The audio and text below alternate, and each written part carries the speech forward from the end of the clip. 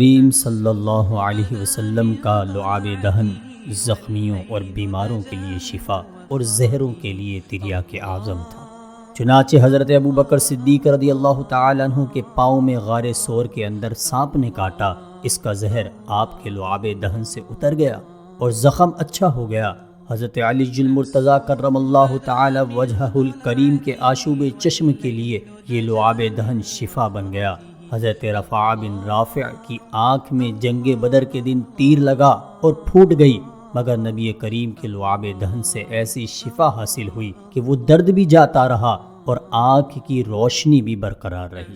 حضرت انس کے گھر کے کنویں میں نبی کریم نے لعاب دہن ڈالا تو اس کا پانی اتنا شیریں ہو گیا کہ مدینہ منورہ میں اس سے بڑھ کر کوئی شیریں کنواں نہ تھا، جس سے کھاری کنویں شیرہ جاں بنے۔